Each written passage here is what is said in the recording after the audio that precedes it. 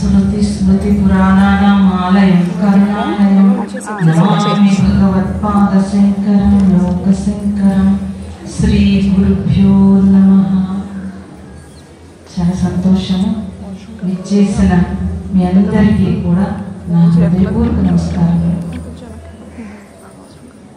So అమ్మాయి చెప్పారు చాలా శక్తినిచ్చారని. కాదు, నా బలమే పిల్లలందరూ. సో నా నుంచి కాదు శక్తి, వాళ్ళ నుంచి నాకు వచ్చి నా నుంచి మీకు వస్తుందంట. చాలా సంతోషము. ఎందుకనంటే ఎవరు కూడా అంటే మేమెవరూ కూడా ఎప్పుడు అనుకోలేదండి, ఏమీ అనుకోలేదు. దైవము ఎలా నడిపితే అలా నడిచాను. అలాగే ఈశ్వర నిర్ణయం ప్రకారము లేకపోతే ఇవి నీ కార్యాలు జరగవు. అసలు ఎక్కడ చూసినా ఈశ్వరు యొక్క విభూతి ఇదంతా. ఈ పంచభూతాలు అంటే ఈరోజు ఎంత వర్షం వస్తున్నా అంత బాడీలో మీరందరూ చాలా శ్రమపడి వచ్చేసారు. ఎలా రాగలిగారు అంటాను అంటే అది ఈ క్షేత్రం యొక్క మహిమ. ప్రణవాశ్రమం అంటే ఇది ఆశ్రమం కాదు, చెప్పాను ఇందాక, ఓంకారం. ప్రణవం అంటే ఓంకారము, ఆశ్రమం అంటే ఆశ్రయించుట. అంటే నన్ను కాదు, మీరందరూ ఆ ఓంకారాన్ని ఆశ్రయిస్తున్నారు. లేకపోతే లాస్ట్ ఇయర్ అంతా కూడా మేము స్టూడెంట్స్ కోసం చాలా కృషి చేసాం. నాతో పాటుగా 5 టీములు ఆడపిల్లలు ఒక్కరోజు కూడా ఖాళీ లేకుండా సంవత్సరం అంతా కృషి చేశారు. వాళ్ళకి ఎక్కడ కొద్దిగా కూడా అలసట అనిపించలేదు, బాధ అనిపించలేదు, భయం అనిపించలేదు. ఎంతో మంది సహకరించారు. Medical college, Rangaraya college, Ramakrishna గారు కూడా ఇక్కడే ఉన్నారు, ఈవిడ లక్ష్మి గారు, ఆవిడ అందరూ కలిసి, భాగ్యలక్ష్మి గారు అందరూ కలిసి ప్రతి దాంట్లో మాకు ఎంతో సహకరించారు. అయితే 1 ఇయర్ స్టూడెంట్స్ కోసం పెట్టాను. పూర్తి టైం అంతా కూడా కాలేజీలు, స్కూల్స్ తిరిగి మొత్తం ఏర్పాటు చేశాను. నేను ఎంత తిరిగానో అంతే శక్తితో నా బిడ్డలందరూ తిరిగారు. అయితే ఈరోజు మళ్ళీ ఈ ఇయర్ నేను అమెరికా నుంచి వచ్చిన తర్వాత, లాస్ట్ ఇయర్ అంతా అలా చేశాను. తర్వాత అమెరికాలో ఉన్నాను. అమెరికా నుంచి వచ్చిన తర్వాత మళ్ళీ ఓంకార యజ్ఞం మొదలుపెట్టాను. ప్రతి ఊళ్ళో మేము ఎక్కడ తిరుగుతుంటే అక్కడ మొదటి రోజు వాళ్ళకి తెలియదు, యజ్ఞం అంటే ఏంటో తెలియదు కాబట్టి ఏవో తెచ్చుకోవాలేమో, ఏదో హోమేమో అని అడుగుతున్నారు. అలా ఏముండో అమ్మా, స్నానం చేస్తారు అని అంటే అదే యజ్ఞం అండి అని సరిగ్గా రాకపోయినా, రెండవ రోజు ఆ హాలు పట్టదు అనేంతగా వాళ్ళే జనాలు తీసుకొచ్చేస్తారు. ఎందుకు తీసుకొస్తున్నారు అలాగంటే వాళ్ళకి తెలియదు. యజ్ఞం అంటే మనకు తెలుసున్నంత వరకు పూర్వం రాజులు చేసేవారు. అంటే రాజుల కాలంలో ప్రకృతి లోకకల్యాణార్థం యజ్ఞం చేసేవారు. ఉపనిషత్తుల్లో యజ్ఞం అంటే యజ్ఞ హృదయం అని చెప్పారు. బాహ్య యజ్ఞము అవసరము, అలాగే ఆంతర యజ్ఞము సూక్ష్మత అంటే హృదయ కుహర మధ్య కేవల కైవల్యం అన్నారు. అలాంటి హృదయంలో దైవం ఉంది. అయితే ఆ దైవము మనకి తెలియబడట్లేదు. బాహ్య రూపము చూసి నన్ను అడిగారు అందరూ. ఎవరో కూడా చాలా క్వశ్చన్ చేశారు నన్ను, అద్వైతం చెప్తే మీరు ఇన్ని ఫోటోలు ఎందుకు? నేనేం చెప్పానంటే, నేను అద్వైతం చెప్పినంతసేపు సరే నేను ఉంటానండి ఇక్కడ శాశ్వతంగా, నేను వెళ్ళిపోతాను. మరి ఎవరెవరో వస్తారు, ఇక్కడ కూర్చుంటారు. ఈ హాయిని అందుకోవాలంటే అందరూ ఒక స్థాయిలో ఉండరు. నామరూపాలతో ఉంటారు, నామరూపానికి అతీతమైన స్థితిలో ఉంటారు. మరి నామరూపాలతో ఉన్నవాళ్ళు కాసేపు ఇక్కడ కూర్చుని ఆ ఓంకారానికి జరిని అందుకోవాలి అని అంటే వాళ్ళకి మనస్సు వేగం తగ్గి కనీసం రూపాన్నైనా చూస్తారు కదా. అందరికీ ధ్యానం కుదరకపోతే కళ్ళు తెరిచి రూపాయలైనా చూస్తారు అని మేము అనుకోలేదు. అసలు ఆటోమేటిక్గా వస్తుంది. కింద వెంకటేశ్వర స్వామి నడుసు వచ్చేసాడు వైజాగ్ నుంచి. మీకు తెలుసా విషయం? మేము వద్దు మొర్రో ఎక్కడ పెట్టుకోవాలి విగ్రహాలు మాకు వద్దు అంటే గాదిరాజు గారు వారు ఇక్కడే ఇవ్వాలని చెప్పి దానికి మన శాంతి ఆశ్రమం రాజుగారి కృషి అదంతా కూడా వాళ్ళందరి కృషి ఈ ప్రణవాశ్రమం ఒక్కళ్ళది కాదు ఇది. కాబట్టి మాకే ఆశ్చర్యం వేస్తోంది. ఎందుకనంటే ఇది స్టార్టింగ్ నేను భూమి కోసం తిరుగుతున్నప్పుడు రాంబాబు గారు శిరీష వీళ్ళందరూ కూడా చాలా కృషి చేసి భూమి అన్నప్పుడు ఈ భూమి చూస్తే అసలు ఆ టైంకి నాకైతే చాలా బాధేసింది. ఎందుకంటే ఒక మొక్క కూడా మొలవలేదు ఇక్కడ. రోజు గింజలు వేసి వాటి దగ్గర కూర్చుని చూసేదాన్ని, పైకి లెగుస్తుందా లెగుస్తుందా లెగుస్తుందా అని. అవి పైకి లేచేది కాదు, భూమిలో సారం లేక. కానీ ఆ సారాన్ని తీసుకురావడానికి మేమందరం ఎంతో కృషి చేస్తాం. మీరందరూ ఏమనుకుంటారు, మట్లు ఇవన్నీ వేసి సారం తీసుకొచ్చారనుకున్నారు. కనుక సూక్ష్మతతో ఓంకారంతో సారం ఈ భూమి సస్యశ్యామలం. సో నేను ఇవన్నీ కన్స్ట్రక్షన్ చేసేటప్పుడు ఇంజనీర్ భాస్కర్రావు గారు, పాపాయి నాయుడు గారు వీళ్ళందరూ, అలాగే రంగరాజు గారు వీళ్ళు కూడా నేను ఒక్కదాన్ని కష్టపడిపోతున్నానని చెప్పి వాళ్ళు పరిగెత్తుకుని వచ్చి ఇక్కడ అందరూ సహకారం. ఒక్కళ్ళని నేను చెప్పలేను, పేరున ప్రతి ఒక్కళ్ళు ఎంతో కృషి చేశారు, నాతో పాటుగా కృషి చేశారు. మార్నింగ్ తెల్లవారుజాము మెడిటేషన్ చేసి నేను పారపట్టుకుంటే పారపట్టుకున్నారు, గొంటు పట్టుకుంటే గొంటు, మట్టి కట్టపట్టుకుంటే కట్టపట్టుకున్నారు. తర్వాత బ్యాచ్ పిల్లలు అందరు బ్యాచ్లతో పనిచేస్తాను. బ్యాచ్ కింద కూలింగ్ మొత్తం అన్ని బ్యాచ్లతోటి సరిపోతున్నారు. సాయంత్రం వరకు ఎంత పని చేసినా మాకు అలసట రావట్లేదు.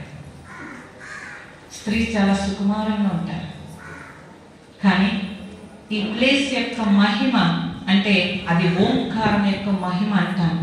అందరం కలిసి ఆ ఓంకారం చేసినప్పుడు ఈ ప్లేస్ ఇంత బాగా తయారైనప్పుడు యజ్ఞం చేయాలంటే సామాన్యమైన విషయం కాదు. కానీ ఉపనిషత్తుల్లో తెలిసినప్పుడు అరే యజ్ఞం అంటే ఇది కదా అనిపించింది. కానీ ఆ యజ్ఞాలు మన వల్ల కాదని 5 సంవత్సరాల నుంచి వాయిదా వేశాను నేను. అంతటి శక్తి మనకు ఉందా అని చెప్పి. కానీ ఈ భూమి మీద చూసినప్పుడు ఇక్కడ ప్రతిష్ఠ జరగాలి, అందుకే ఇది ఉంచారు. ఇది ఓపెన్ చేయకుండా ఉంచారు. ఇంకాను ఈ ప్రతిష్ఠ శివలింగం పెట్టినప్పుడు తప్పనిసరిగా నాకేమనిపించిందంటే ఒక యజ్ఞం చేసే శివలింగం పెట్టాలనిపించింది. ఒక యజ్ఞం చేసి శివలింగం పెట్టాలి. ఎందుకనంటే యజ్ఞం అంటే యజ్ఞ హృదయం వేదం చెప్పింది కాబట్టి అలాంటి యజ్ఞ హృదయాన్ని తయారు చేయకపోతే ఆ ప్రతిష్ఠ చేసేటప్పుడు ఎవరైతే ఆ యజ్ఞంలో పాల్గొని ఆ హృదయం శుద్ధి అవుతుందో వాళ్ళ నోట్లోంచి వచ్చిన ఓంకార జరితో ప్రతిష్ఠ జరగాలని ఒక తలంపు భావన అని నేను అనను, స్ఫురణ అంటాను. అది ఈశ్వరుడిచ్చాడు. ఈశ్వరుడిచ్చిన స్ఫురణని తప్పనిసరిగా అమలు చేయటానికి శరీరం సహకరిస్తుందా లేకపోతే వాతావరణం సహకరిస్తుందా అనే ఒక మానసిక ధైర్యం కావాలి. ఆ మానసిక ధైర్యం లేక 5 సంవత్సరాలు వాయిదా వేశాను. అయితే అమెరికా వెళ్ళినప్పుడు మౌంట్ శాస్తా అనే ఒక పర్వతము, మనకి అరుణాచలం ఎలా అయితే అగ్ని పర్వతము అలాగే మౌంట్ శాస్తా ఇక్కడ సౌత్ అగ్ని పర్వతము, అక్కడ నార్త్ అంటే సౌత్ లో నార్త్ లో 2 అగ్ని పర్వతాలు ఉన్నాయని అక్కడికి వెళ్ళాకనే తెలుసుకున్నారు. అగస్త్య మహాముని, భృగు మహర్షి అందరూ తపస్సు చేశారంటే ఎలా 7 సముద్రాలు దాటి వాళ్ళు తపస్సు చేశారు అప్పట్లో. అంటే అంతటి సూక్ష్మత. ఎంత చిత్రం అనిపించిందంటే అసలు అంత అగ్ని పర్వతము, అంత మంచు, చుట్టూ అన్ని పర్వతాలు ఉన్నాయి. కానీ ఆ ఒక్క పర్వతం మాత్రమే మంచు ఉంది. మిగతా సమ్మర్లో అన్ని పర్వతాల మీద మంచు లేకుండా ఉట్టి కొండ మాత్రమే ఉంది. అయితే ఈ ఒక్క పర్వతము మంచు ఉంది. ఎందుకుంది అలాగా? ఎందుకుంది అంటే ఆ మహాత్ములు అక్కడ వాళ్ళు చేసిన తపశక్తి. అది ఎందుకు ఆ తపశక్తి అంటే అక్కడికి వెళ్ళిన తర్వాత నాకు అర్థమైంది. 4000 అడుగులు పైకి వెళ్ళినా ఏమీ అనిపించలేదు. అది 7000 అడుగులేదు, కానీ చలివేయలేదు, మంచు అనిపించలేదు, మంచులో నడిచినవి అనిపించలేదు, పడుకున్నవి అనిపించలేదు, కూర్చుని ధ్యానం చేసినవి అనిపించలేదు. అక్కడ ధైర్యం వచ్చింది. ఎంత ధైర్యం వచ్చిందంటే అక్కడే డిజైన్ అయిపోయింది యజ్ఞానికి. యజ్ఞం చేయాలంటే ఒక డిజైన్ కావాలి కదండి. యజ్ఞం చేయాలంటే బయట అయితే మీరు ఏం చేస్తారు, బాహ్యంగా అవిస్సులు అన్ని తయారు చేసుకుంటారు. మరి సింగిల్గా ఒంటరిగా నేను యజ్ఞం చేయాలి ఇక్కడ కదండి. ఎన్నో అవిస్సులు తయారు చేయాలి అంటే దానికి శక్తి కావాలి. ఎలా చేయాలి, ఏం చేయాలో తెలియాలి. ఎలా చేస్తే ఆ యజ్ఞంలో జనం రిసీవ్ చేసుకుంటారో చూడాలి. ఇన్ని ఉంటాయి కదా. ఒక వంట చేయాలంటేనే బోడు కావాలి మీకు, మరి యజ్ఞం చేయాలంటే సూక్ష్మత. కానీ నాకు అర్థమైంది ఏంటంటే అక్కడ ఎవరైతే తపస్సు చేసిన మహాత్ముల యొక్క శక్తి వాళ్ళు అందించి నన్ను పంపించారా అనిపించినంత బలం వచ్చింది. బలం అంటే ఈ భూమి మీద నిజంగా చెప్పినట్టు అష్టమూర్తి బుద్ధేవనం అన్నప్పుడు అష్టమూర్తుల్లో 5 పంచభూతాలైనప్పుడు సూర్యుడు, చంద్రుడు, 6, 7 అయినప్పుడు వీటన్నిటిని గుర్తించే జ్ఞానాన్ని మనిషికి మాత్రమే ఇచ్చాడు భగవంతుడు. అంటే ఆ 8వదైన అష్టమూర్తుల్లో ఒకడు నువ్వు. అంతటి శక్తి మనకుందని తెలియక ఆ శక్తిని చిన్న సెల్ ఫోన్కి, టీవీకి, చిన్న రూపాయి కాగితాలకి, ఏవో వస్తువులకి తాకట్టు పెట్టబడుతున్నాం. అలాంటి స్థితిలో మనిషి ఉన్నాడు కదా, మరి తెలియాలి కదండి. ప్రపంచాన్ని చూసి ప్రపంచ వ్యామోహంలో మనిషి ఉన్నాడు. కానీ ప్రతి ఊరు వెళ్ళి నేను అడిగితే క్వశ్చన్ వేస్తే మీరందరూ భగవంతుణ్ణి తెలుసుకోవాలనుకుంటున్నారా, కలుసుకోవాలనుకుంటున్నారా, చేరుకోవాలనుకుంటున్నారా అంటే చేరుకోవాలంటున్నారు. ఇంకా తెలుసుకోవద్దు, కలుసుకోవద్దు. ఇన్స్టెంట్ కాపీ లాగా డైరెక్ట్ దేవుణ్ణి చేరుకోవాలి మేము అని చెప్పేస్తున్నారు. అంటే నాకు అర్థం కాని విషయం ఏంటంటే ఎలా చేరుకుంటారు. ఇక్కడ తెలుసుకోకుండా ఇప్పుడు మనం ఎవరో ఫ్రెండ్స్, చుట్టాలో వాళ్ళ గురించి తెలుసుకుంటామో వెళ్ళి కలుసుకుంటాము కదండి. మీరు ఎవరైనా అమ్మాయికి అబ్బాయికి పెళ్లి చేస్తే ముందు తెలుసుకుంటారు, తర్వాత వెళ్ళి కలుసుకుంటారు, తర్వాత వాళ్ళు చేరుకుంటారు. ఒకళ్ళు ఇది మా కుటుంబం అని ఏకమవుతారు కదండి. మరి భగవంతుడి దగ్గర అసలు తెలుసుకోవద్దు, కలుసుకోవద్దండి, మేము డైరెక్ట్ చేరుకుంటాం అంటున్నారు. నాకే ఆశ్చర్యం వేస్తుంది. ఎంత ఆశ్చర్యం వేస్తుందంటే వీళ్ళు ఎవరైనా ఏమో ఇన్స్టెంట్ గా వెళ్ళిపోతారేమో, వీళ్ళు వెనకాల వెళ్దామా అన్నట్టుంది నా పరిస్థితి. అంత డైరెక్ట్ గా. అంటే భగవంతుడు కూడా ఎలా అయిపోయాడంటే ఇలా ఇన్స్టెంట్ కాఫీ లాగో, మా బామ్మది కొడుకులాగో, తోడలు తమ్ముళ్ళలాగో నా జేబులో ఉన్నంత ఈజీగా ఉంది. అంత ఈజీగా భగవంతుడిని అంటే తప్పు కాదు, నేను తప్పని నేను చెప్పట్లేదు. పోనీ మంచిది, మీకు అంత చనువు, అంత ప్రేమ నిజంగానే భగవంతుడి పట్ల ఉంటే మరి భయం ఎందుకు వస్తుంది, బాధ ఎందుకు వస్తుంది? చిన్న అనారోగ్యం వస్తే అపోలో శివ గారు ఉన్నారు, ఆయన దగ్గరికి ఎందుకు పరిగెడుతున్నారు? పులోకని ఎందుకు భయపడుతున్నారు అంటే అదేంటండి, ప్రాణం కంటే ఎక్కువైంది. వెంకటేశ్వర స్వామి డైరెక్ట్ గా దర్శనం ఇస్తాడు అన్నాం అనుకోండి. మనకు అనారోగ్యం ఉంది, డాక్టర్ అపాయింట్మెంట్ ఉంది, తర్వాత వెంకటేశ్వర స్వామి అపాయింట్మెంట్ ఉంది. దేనికి ఇస్తారు ఇంపార్టెంట్?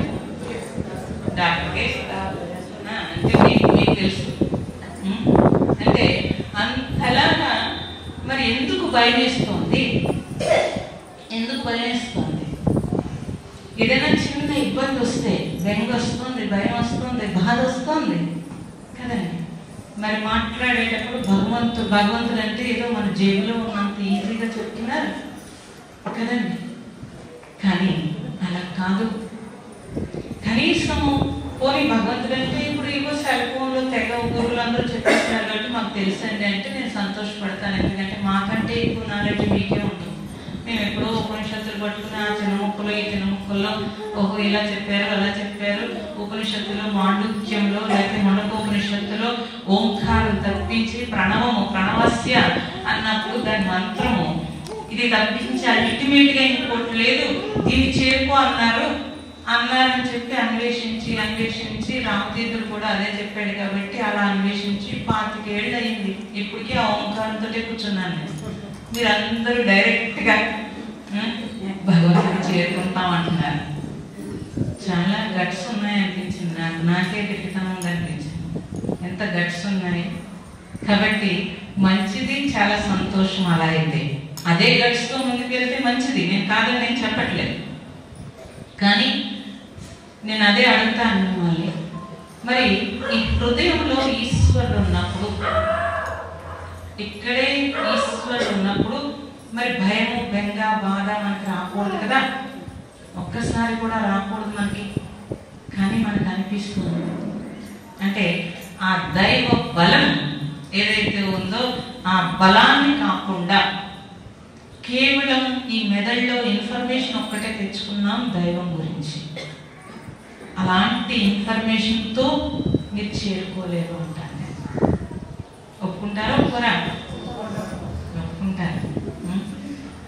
సో కాబట్టి ఈ ప్లేస్ తప్పనిసరిగా లాక్కు రావాలి. నాకు ఎప్పుడు ఒకటే చెప్తాను నేను, బెల్లం ఇక్కడ ఉందని చీమలకు చెప్పక్కర్లేదు కదండి. అలాగే మనం శుద్ధి అయినప్పుడు ఎక్కడ ఏదైనా ఒక మంచి ప్లేస్ అక్కడ శుద్ధి అయి ఉంటే ఆటోమేటిక్గా మన కాళ్ళు అక్కడికి వచ్చేస్తాయి. లేకపోతే సప్త సముద్రాలు దాటి ఆడపిల్లలు అమెరికా నుంచి కొట్టుకుని వస్తారని నా దగ్గరికి. మీరు పక్కన ఉన్న దానికి డబ్బులు లెక్క పెట్టుకుంటాము, లక్షలు ఖర్చు పెట్టి వాళ్ళ టికెట్లు తీసుకుని ఎందుకు వస్తారని చంటి పిల్లలు తీసుకుని వచ్చేసిందామని ఎందుకు వస్తారండి? అయితే ఈ ప్లేస్ ఒక సాధనకి, అందుకే ధ్యాన సాధన మందిరము అంటారు. ధ్యానం అనగానే మళ్ళీ మీరు కళ్ళు మూసుకోవడం ఏదో అనుకోకూడదు. ధ్యానం అంటే ఏకాగ్రత, ఆంతరము వైపుకి ప్రయాణము. అలా ప్రయాణం చేసేటప్పుడు నన్ను నేను తెలుసుకుని నాలో ఉండే దివ్యత్వము దైవత్వాన్ని తెలుసుకునే సాధన మందిరం. మరి అలా ఎందుకండి? అలా ఎందుకు అన్నప్పుడు మరి ఓంకారం ఏం చేస్తుంది అని అంటే శుద్ధి చేస్తుంది అంటాను. ఎందుకు శుద్ధి చేస్తుంది? ఎలా శుద్ధి చేస్తుంది? ఓంకారం పలికితేనే ఎందుకు శుద్ధి చేస్తుంది అని అన్నప్పుడు మన మహాత్ములందరూ చెప్పింది ఏంటంటే లోపల ఉండే ఆ దివ్యత్వము. చిన్న ఉదాహరణతో చెప్తాను మీకు. శబ్దం నాభి నుంచి పుట్టింది, అది హృదయ స్పందన తీసుకుంది, ఈ మాట రూపంలో బయటకు వస్తుంది. అంటే బ్రహ్మ విష్ణు మహేశ్వరులు పరా పశ్యంతి వైఖరి రూపంలో 3 రూపాల్లో ఓంకారము బయటకు వస్తుంది. అయితే మనం అలా గుర్తిస్తున్నాం, ఓంకారం వస్తుందని గుర్తిస్తున్నామా, మాట్లాడుతున్నాం అంటున్నారా? మేము మాట్లాడుతున్నాం. అప్పుడు మీ మాట ఎలా ఉండాలండి? స్వచ్ఛంగా ఉంటారు, స్వచ్ఛంగా ఉంటారు. కానీ ఇక్కడ ఏమవుతోంది అని అంటే ఈ హృదయంలో మీరు ఏం పెట్టుకున్నారో అది తీసుకుని బయటకు వస్తుంది. మనందరికీ పెద్దలు చెప్పు ఉన్నారు, నువ్వు తప్పు చేస్తే చిత్రగుప్తుడు రాసి ఉంచుతాడు, మంచి చేస్తే స్వర్గానికి వెళ్తావు, తప్పు చేస్తే యమలోకానికి వెళ్తావు. ఇది అందరూ విని ఉన్నారు.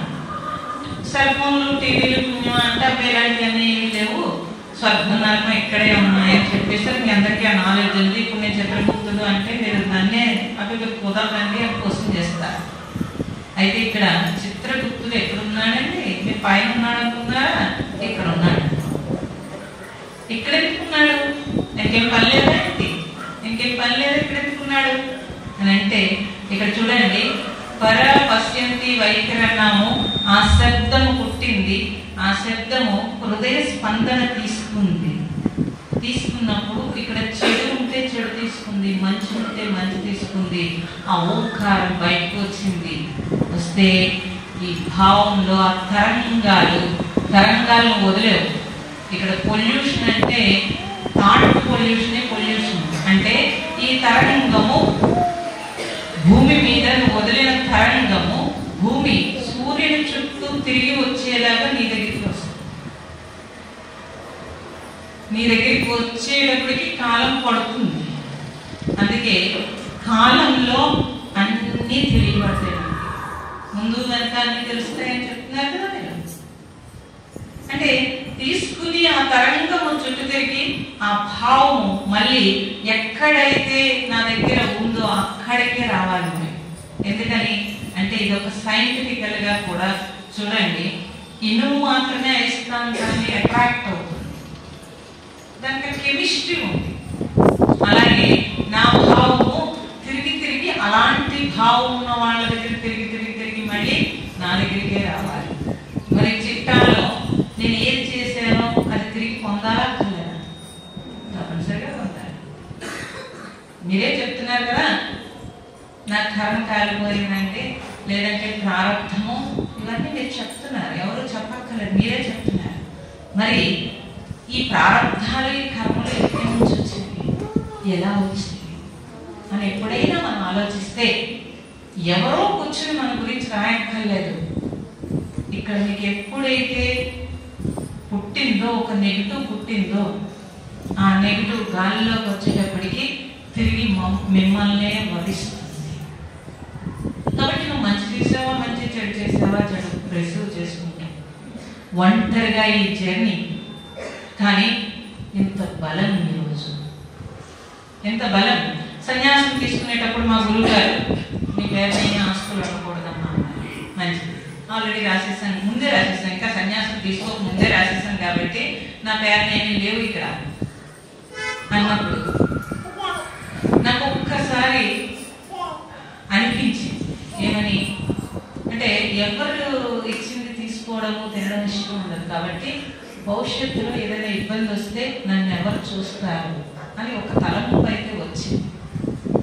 మళ్ళీ ఇదేమి తలంపు, అందరినీ చూస్తున్న ఈశ్వరుడు నన్ను చూసుకోవడానికి వచ్చింది. కానీ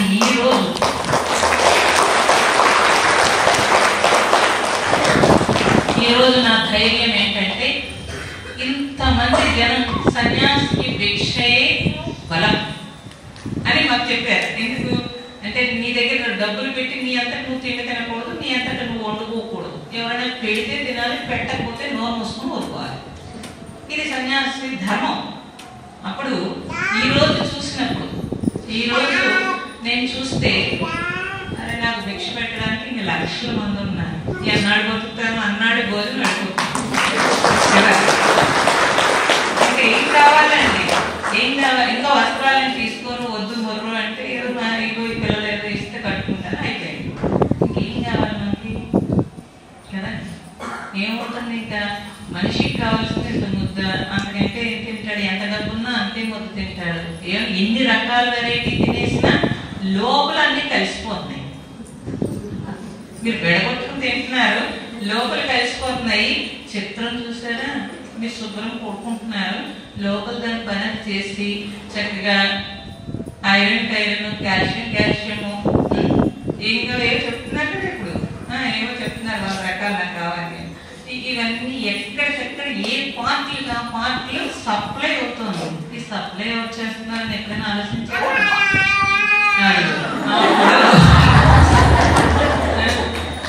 వీళ్ళందరికీ రోజు క్లాస్లో కూర్చోండి, ఒక్క రోజు కూడా మిస్ అవ్వదండి. వాళ్ళ పాపే పక్కలైతే చెప్తున్నారు, ఆవిడ పుట్టగానే ఇక్కడికి వచ్చేసింది, అప్పటి నుంచి క్లాస్లో అలాగే కూర్చుంటుంది. సూర్యాన్ని కూర్చునేవాడు అలాగా. మళ్ళీ ఈమెని చూశాను, క్లాస్ ఒక్కడు కూడా మిస్ అయ్యేవాడు కదా సూర్యాన్ని. అలా మళ్ళీ ఈమెని చూశాను నేను, అలాగే కూర్చుంటుంది క్లాస్లో. నిద్ర వచ్చేస్తే ఇలా ఇలా ఊపుతుంది, కానీ మళ్ళీ ఇలా రైట్ ఇలా కూర్చుంటుంది. మళ్ళీ అందరికీ పరిచయం. క్లాసు ఓంకారం అనేటప్పుడు అలా కూర్చుంటుంది. నేను మొన్న తూరంగి వెళ్ళాను, తూరంగిలో ఒక బాబుని చూశాను నేను, 4 ఏళ్ళు ఉంటాయి. అసలు నేను అడిగిపోయాను, ఓంకారం ఎలా పలుకుతున్నాడంటే వేసిన ఆసనం తిజ్జిలేదు, నేను ఉన్నంతసేపు వస్తాను అసలు ఆ ఓంకార జరి వచ్చేస్తుంది ఆ పిల్లోళ్ళ నుంచి. ఎంత ఆశ్చర్యం వేసిందంటే, అక్కడ యజ్ఞం కాబట్టి నేను ముందు చెప్తాను, తర్వాత మీరు చెప్పండి అని అన్నాను.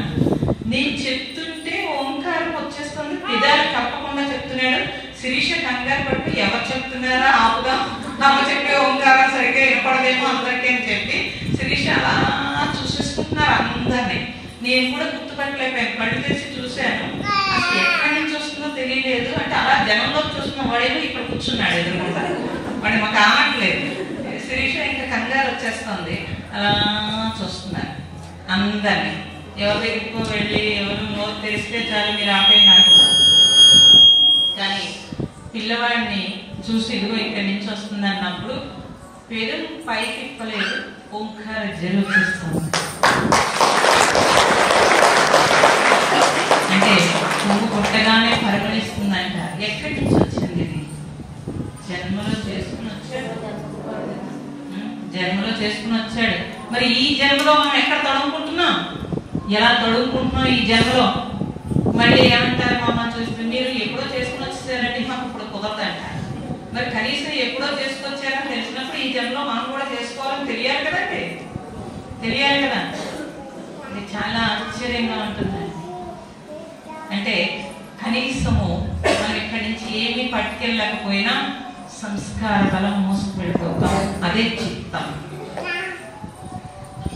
5 కర్మేంద్రియాలు 5 జ్ఞానేంద్రియాలు అయితే, జ్ఞానేంద్రియాల్లో అహంకారము, చిత్తము, మనస్సు, బుద్ధి, ఆత్మ. మరి ఈ మనస్సు అటు ఇటు గ్రాహక పరికరము, దేన్నైనా గ్రహిస్తుంది, రిసీవ్ చేసుకుంటుంది, రిఫ్లెక్షన్ ఇస్తుంది. బుద్ధి వికాసం. అహంకారం ఎక్కడి నుంచి వచ్చింది? చిత్తంలో ఉండే సంస్కారాల నుంచి అహంకారం వస్తుంది. అహంకారం అంటే మీరు పొగరబోతాను అనుకోకూడదు, ఈ శరీరమే నేను అనుకునే అజ్ఞానం అది.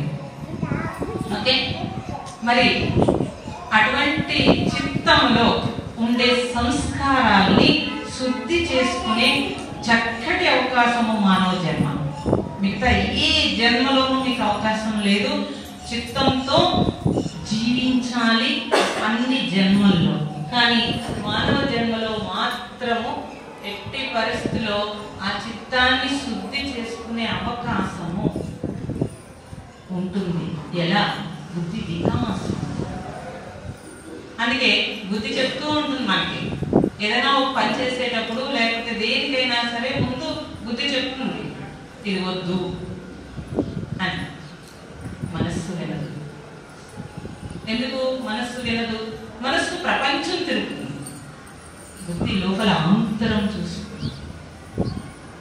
దైవ కార్యం కూర్చున్నాం అని బుద్ధి చెప్తుంది, మనస్సు చెప్తుంది అక్కడ పెళ్ళి ఉంది, రేపు ప్రొద్దుట నేను వచ్చి అంటారు, ఎప్పటి వరకు చూసే కదా చాలు లేసి వెళ్ళిపోదాం, అక్కడ కూడా అటెండ్ అయిపోదాం ఒకసారి అని చెప్పింది. కుదురుంటున్నప్పుడు ఎందుకు కుదరలేదు అంటే మీరు బుద్ధి వికాసం వైపు వెళ్లకుండా మనస్సుతో ప్రయాణం చేస్తున్నారు కాబట్టి కుదురుండదు. అదే బుద్ధితో వెళ్తూ ఉంటే కనుక మనస్సు నేను కూర్చో, నోరు మూసుకుని, నువ్వు పెళ్లి చేసుకుని నేను చూపెడతావు, మళ్ళీ పెళ్లికి వెళ్తానంటావు అని చెప్పచ్చు కదండి. అలా చెప్తామా మనం? అలా చెప్తామా? పోనీ నువ్వు పెళ్లి చేసుకుని పోనీ అవతల వాడిని సుఖపెట్టలేదు, లేదా నువ్వు సుఖపడలేదు, వెళ్ళి ఎవరిని ఆశ్చర్యపెడతావు? పోనీ అదన్నా చెప్పచ్చు, అలాగా చెప్పాం. దాని మాట ఆ మనస్సు వైపు జర్నీ చేసేస్తాం, అలా జర్నీ. అయితే మరి ఈ చిత్తాన్ని శుద్ధి చేయటానికి సంస్కార బలము, నా బలం సరిపోదు. ఎందుకు నా బలం సరిపోదు? ఎందుకంటే నా అహంకారము తనని తాను పోషించుకుంటూ ఉంటుంది లోపల, కాబట్టి నా బలం సరిపోదు. ఆ చిత్తాన్ని శుద్ధి చేయాలంటే నాతో పాటుగా నాకు ఒక గురు బలం కావాలి. అటువంటి గురు బలం కోసం మనం దైవాన్ని కోరుకోవలసి ఉంటుంది. అటువంటి పేరు కదండి, మీరు మళ్ళీ సద్గురు అంటే పేర్లు పెట్టుకుంటే ఆయన సద్గురు అనుకోకూడదు. ఆత్మోన్నతి వైపు జర్నీ చేయించే గురువు, చేయి పట్టుకుని నడిపే గురువు అవసరం అన్నారు. ఎందుకు అంటే చిత్తంలో ఉండే సంస్కారము అంత ఈజీగా శుద్ధి అవ్వదు కాబట్టి. అందుకని మనకి మన మహాత్ములందరూ ఏం చేశారంటే అట్లీస్ట్ నామ రూపాలతో కొన్ని లక్షణాలతో దైవ రూపాలను ఇచ్చారు, కొన్ని లక్షణాలు ఇచ్చారు. నువ్వు ఏ రూపాన్ని ఆరాధిస్తావో ఆ రూపానికి కొన్ని లక్షణాలు ఉన్నాయి నాయన, ఆ లక్షణాలని నువ్వు తీసుకొని ఆరాధన చేస్తూ కనీసం చిత్తంలో ఒక బలం వస్తుంది సంస్కారంలో. అప్పుడు ఆ దైవారాధన నుంచి బాహ్య దైవం నుంచి ఆంతర దైవం వైపు నువ్వు ప్రయాణం చెయ్యవచ్చు అని చెప్పి మన సంస్కృతిలో భాగంగా మన పెద్దలందరూ కూడా దైవారాధనకి నామరూపాలు ఏర్పాటు చేశారు. అయితే ఒక్కొక్క రూపానికి ఒక్కొక్క లక్షణం, అదంతా ఇప్పుడు చెప్పలేము, సమయాభావం వల్ల చెప్పలేము. కాబట్టి మీరు ఏ ఏ రూపాన్ని ఆరాధిస్తున్నారో ఆయా లక్షణాలు తీసుకోండి. అట్లీస్ట్ ఆ లక్షణాన్ని నేను ఆరాధించినప్పుడు ఆ లక్షణాన్ని తీసుకోవాలి. మన పెద్దలు అందుకే ఏర్పాటు చేశారు. అందుకే మనం ఇంట్లో ఉన్నప్పుడు ప్రతి పనిలోనూ దైవానికి దండం పెట్టుకోవడం, ప్రతి పనిలోనూ ప్రతి రూములోనూ అన్నింటిలోని మనకి దైవానికి సంబంధించిన ఫోటోలు అన్నీ పెట్టారు. ఎందుకు పెట్టారు అని అంటే అక్కడ ఉన్నప్పుడు మీరు అక్కడ నుంచుని కనీసం ఆ కాసేపు దైవం దగ్గర నుంచినప్పుడు మీ మనస్సు ప్రపంచం మీదకి వెళ్ళకుండా ఉంటుంది, ప్రపంచం మీదకి వెళ్లకుండా ఉంటుంది, కాసేపు ఆగుతుంది. కాదండి ప్రపంచ వ్యవహారాలకి దేవుడికి దండం పెట్టుకుంటానన్నారనుకోండి, దాన్ని మనం ఏం చేయలేము. అది కోరికతో ఆరాధన, అది దానికి ఎవరు ఏం చేయలేరు. కాబట్టి ప్రపంచ వ్యవహారాన్ని ఆపే నామరూపాలు మనకి నుంచున్న కాసేపు మనస్సు దైవం అంటే ఏకత్వముకి వెళుతుంది. కాబట్టి మనకి ఇలా, అందుకే మన ఇంట్లో దేవుడున్న గుళ్ళోకి వెళ్తాం మనం. ఎందుకని ఆ గుళ్ళో మొత్తం అదంతా నిర్మాణాలు అలా ఉన్నాయి. భావం కలగడానికి భావశూన్య సద్భావ స్థితిలో ఉండడానికి అన్నాడు భగవానుడు. అంటే ఆ భావాతీత స్థితికి వెళ్ళిపోయి సద్భావం కలిగి, అంటే ఆత్మస్థితి, అలాంటి ఆత్మస్థితిలో నిలిచి నువ్వు కొన్ని క్షణాలు ఉన్నా అది భక్తి అన్నారు. ఆ భక్తి ఉత్తమం అని చెప్తారు. మరి అలా ఎన్ని క్షణాలు మనం నిలిచి ఉంటామో అన్ని క్షణాలు మనం భక్తుడి కింద లెక్క, పుట్టప్పుడు జీవుడి కింద లెక్క. అలాంటి భక్తి ఉద్భవించడం కోసం మనకి ఆరాధనలు పెట్టారు. అలాంటి భక్తి ఉద్భవించాలి. ఆ ఉద్భవించడం కోసం ఈ ఆరాధనలన్నీ పెట్టారు. మీరు పూజ చేస్తారా, జపం చేస్తారా, ధ్యానం చేస్తారా, ఎలా చేసుకుంటారా, అది ఎక్కువై తక్కువ ఇలాంటి మాటలు మాట్లాడకూడదండి. నువ్వు ఎలా చేసినా సద్భావ స్థితిలో నిలిచి ఉన్నావా లేదా, ఎన్ని సెకండ్లు ఉండలేవు, ఎన్ని నిమిషాలు ఉన్నావు, ఎన్ని గంటలు ఉన్నావు, అది ఆత్మస్థితి. కాబట్టి నీకు బలం పెరుగుతుంది. మనోబలం అంటే మనస్సుతో బలం కాదు, మనస్సు ప్రపంచం నుంచి లోపలికి వచ్చినప్పుడు మనోబలం అన్నారు. మనస్సు ప్రపంచానికి వచ్చేస్తే దాన్ని మనస్సు అన్నారు. కాబట్టి మనోబలం పెరగకుండా ఎవ్వరు ఏమీ చేయలేరు. కాబట్టి ఆ మనోబలం కోసం ఇన్ని ఏర్పాట్లు. ఈ ప్లేస్ ఎందుకు ఇంతలా తయారు చేయబడుతుందంటే ఈ ప్లేస్కి వచ్చేటప్పటికి ఒక హాయి రావాలి, ఆ మనస్సు వేగం తగ్గాలి. అలా ఒక డిజైన్ చేయబడుతుంది. ఆ మనస్సు వేగం తగ్గకపోతే ఒక్క మనిషి నేను ఇంతమంది కూర్చోబెట్టగలనండి, అది నా మహిమ. ఈ ప్లేస్ లో ఆ తరంగాలు లేకపోతే మీరు కూర్చోగలుగుతారా? సెల్ ఫోన్ లేకుండా ఇంతసేపు కూర్చోబెట్టాను, అది నా మహిమ అంటారు. మీరేమంటారు? అదొక్కటే నా మహిమ. సెల్ ఫోన్ లేకుండా, ఎందుకంటే బైక్లో అమ్మ తల్లి సెల్ ఫోన్ కట్టేయండి అని మేము బతిమాలుకుంటున్నాం కాబట్టి అది నా మహిమ. ఓకే, కానీ మీరు కూర్చోగలిగారు అని అంటే ఓంకారం యొక్క తరంగాల యొక్క చర్య అది. లేకపోతే ఆవిడ చెప్తే మనం ఎందుకు వింటామంటే ఎప్పుడో లేచి వెళ్ళిపోతాం. వింటామా ఏంటి? ఈ ఇవాళ రేపు అసలు స్మార్ట్ ఫోన్ వచ్చాక, ఇక్కడ స్మార్ట్ లేదు కానీ చేతిలో స్మార్ట్ ఫోన్ వచ్చాక మనిషి ఎంత వేగం అండి, ఎంత ఎవరి మాట వినే పరిస్థితి ఉంది అసలు. ఇప్పుడు పిల్లలు వినట్లేదు అంటున్నారు, మీరు ఎక్కడ వింటున్నారు? పిల్లలు వినట్లేదని కంప్లైంట్ చేస్తారు. మనం కుదురుగా ఉండగలమా కాసేపు? ఇంకా పిల్లోడు సెల్ ఫోన్ దగ్గర కుదురుగా ఉన్నాడు, మనం సెల్ ఫోన్ పట్టుకున్నాము, మళ్ళీ ఈలోకి వచ్చింది, అది చేసేయాలి ఇది చేసేయాలి. మనకంటే పిల్లలే పెట్టంట, కనీసం వాడు గేమ్ ఆడుతూనో చూస్తూనో కూర్చుంటున్నాడు. మనకి 2 రకాలు రజస్సు తమస్సు, వాడికి ఒట్టి తమస్సే కాబట్టి కూర్చోగలం. మనకి రజస్సు ఏం రజస్సు? బాధ్యత. బాబోయ్ అనిపిస్తుంది, ఓ పక్క కూర్చోవాలనిపిస్తుంది, ఓ పక్క బాబోయ్ అనిపిస్తుంది, 2 పరిగెట్టాలనిపిస్తుంది. ఇలాంటి మానసిక పరిస్థితుల్లో మీరు కూర్చోగలిగారు అని అంటే అది ఈ ప్లేస్ యొక్క మహిమ. ఎందుకు ఈ మహిమ వచ్చింది అని అంటే, ఇక్కడికి వచ్చిన వాళ్ళు మేము ఎక్కడ సంద అడగట్లేదు, ఇక్కడికి వచ్చిన వాళ్ళు చాలా సహృదయంతో పనిచేస్తారు. ఆ సహృదయం, ఆ ప్రేమ యొక్క తరంగము, ఆ తరంగము ఈ ప్లేస్ ని శుద్ధి చేస్తుంది. అయితే ఇంకా ఎన్నో ఉపాసనలు, మన పూర్వీకులు అందించిన ఉపాసనలు, అవి ఒక రోజుతో కూడా రావు. కానీ ఆ ఉపాసనలన్నీ అలా నడిచి నడిచి ప్లేస్ని 4 రకాల ప్రతిష్టలో 3 ప్రతిష్టలు అయిపోయి 4వ ప్రతిష్ట ఈ ఏదో జరగాలని నేను సంకల్పం చేస్తున్నాను, ఆయనకి ఏ సంకల్పం ఉందో అలాగే వస్తుంది. కాబట్టి మీరందరూ గురు పౌర్ణిమ అని వచ్చారు, కానీ గురువు గురించి నేనేం చెప్పక్కర్లేదు, మీకే తెలుసు. యూట్యూబ్లు కొట్టేసుకుంటారు, పొలో అని దాని గురించి తెలిసేసుకుంటారు. ఒకటే వ్యాస పౌర్ణిమ, వ్యాసుడు అంటే ఏదో చదువుతారు తప్పించి మిగతా అన్నీ కూడా పక్కకు వెళ్ళిపోతూ ఉంటాయి. గురువు అంటే మార్గం అన్నారు, దిక్సూచి అన్నారు. అయితే నేనేమంటానంటే శిష్యుడు అయితే గురువు లేడు. గురువు అనే పదం మాత్రమే మనం అనేది. నిజమైన శిష్యుడి లక్షణం మనకి లేకుండా మనం గురువు అని అనుకోలేదు. శిష్యుడి లక్షణాలు ఎన్నిసార్లు చెప్పాను నేను, కానీ ఆ లక్షణాలని మనం రిసీవ్ చేసుకోవాలి.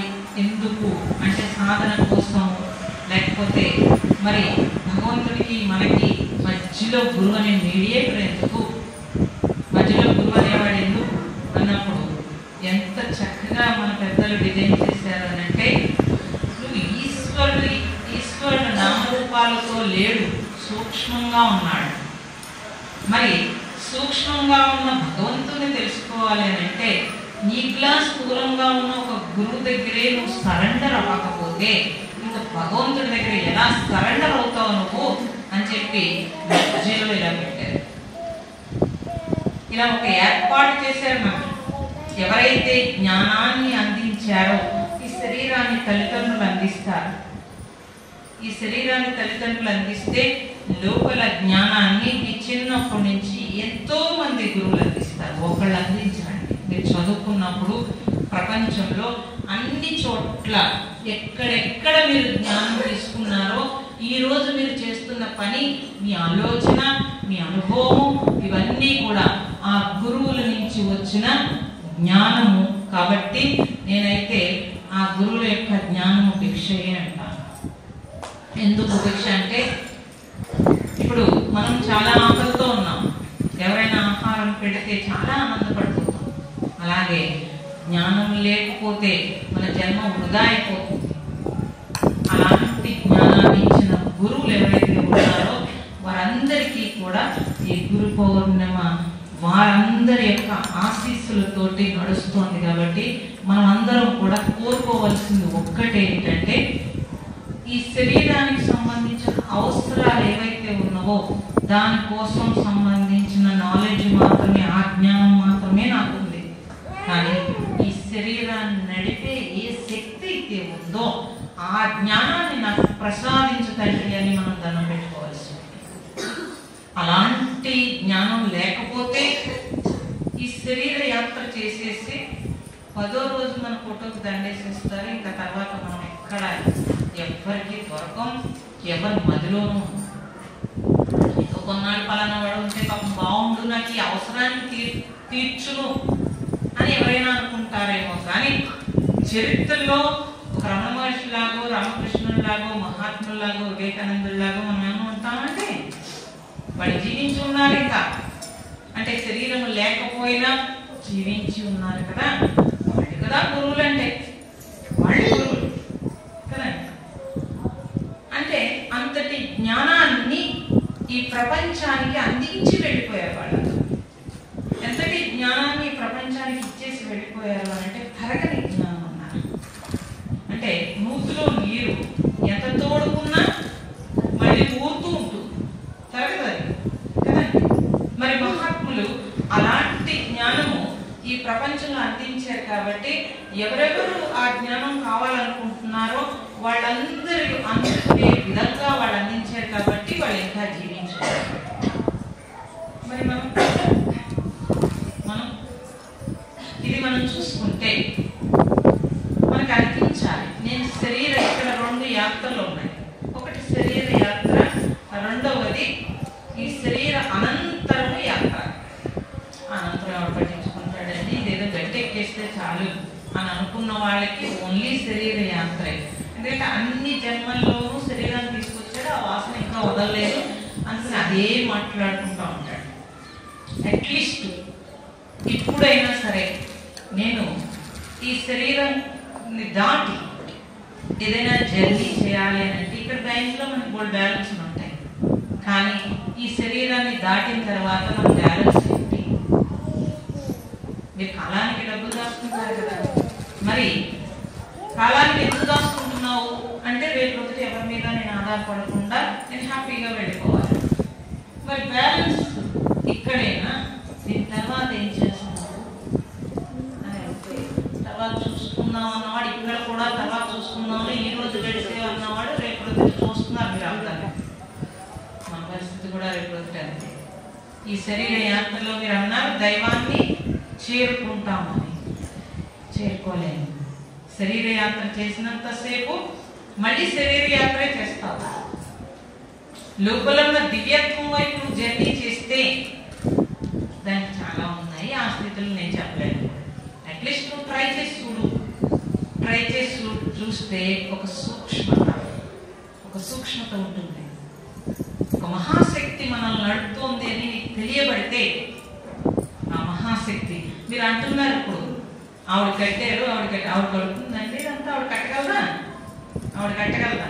20 సంవత్సరాలు 3 హాళ్ళు కట్టారు. నేను ఇక్కడ వదిలేసి వచ్చాను. మళ్ళీ వదిలేసి యాత్ర వెళ్ళిపోతాం కదా, ఉంటామా ఇంటి ఇక్కడ కదండి.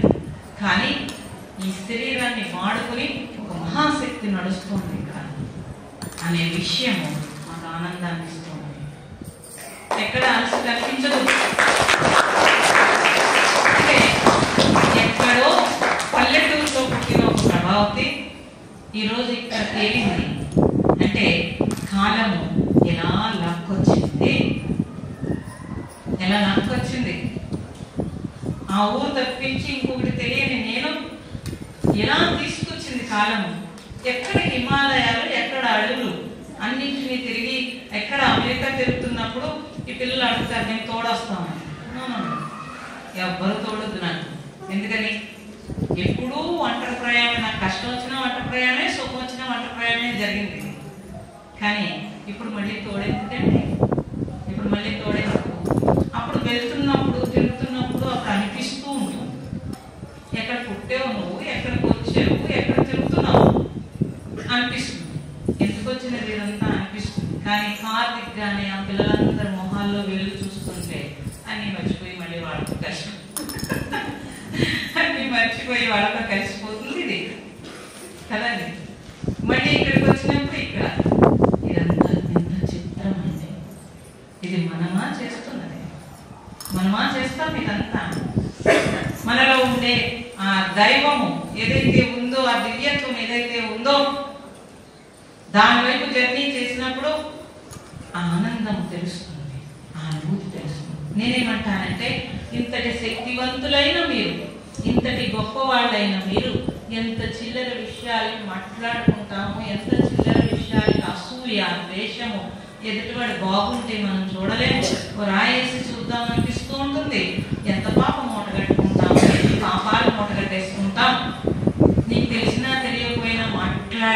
అవతల వాడి కర్మను నీ జేబులో వేసుకుంటున్నావు అంటాను నేను. చాలా మంది వీళ్ళు చెప్తారు, అమ్మ వాళ్ళు ఎలా అనుకుంటున్నారు, వీళ్ళు ఎలా అనుకుంటున్నారు. అబ్బా ఎంత హాయి, నా కర్మను వాడు తీసేసుకుంటున్నాడు. ఎవడన్నీ తీసుకుంటాడు?